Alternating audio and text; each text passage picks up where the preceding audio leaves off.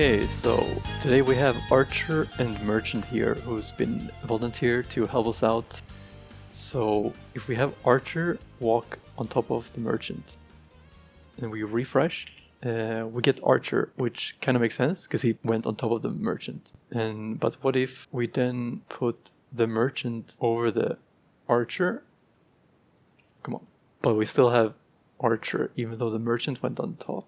So maybe the Archer is just always on top no matter what. So if the Archer walks over here then, and then the Merchant comes over, now suddenly Merchant is on top. So something changed over the course from here to here. And it turns out that the map is split into a grid of 8 by 8 cells where if you were the last person to enter that grid, you will be on top. So it's all based on when you enter the squares. So if Merchant now moves from her square to the square that Archer is in, so yeah, Merchant is on top.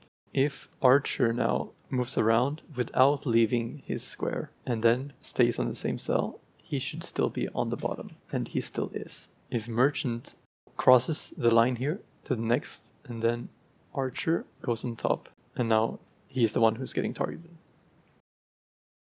Stack sorting can actually be used for quite a lot of things in WoE, where it's possible to stack dispel immune targets such as the linkers and stalkers on top of your frontliners. And if you're using a one cell wide stack, you get even more coverage where you can even completely block the first and second cell of your whole guild with dispel immune targets. As long as the dispel immune targets know how to reset so that they're always on top of the stack. This adds some extra depth to playing DD-Chem as well, where you don't want to cross the line from one square to another unless you really have to. When you do that, it will put you on top of the rest of the guild. So if you're already on second line and you entered that square before everyone else, they will have really hard time targeting you. And if you were to move back from one square to another, you would then be top priority again and you'd be dispelled all the time.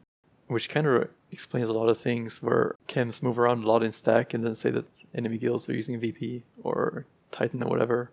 And respawning profs getting focused down as soon as they get back to the stack and so on. Counters for using stack sorting would be VPE and Titan, of course, because with Titan you can make sprites bigger than they actually should be. And VP, you just don't even need to target them. You just send the packets to throw skills at them. That's all for today. Remember folks, win castle, win WoE. It's been your host, Rescue, signing off.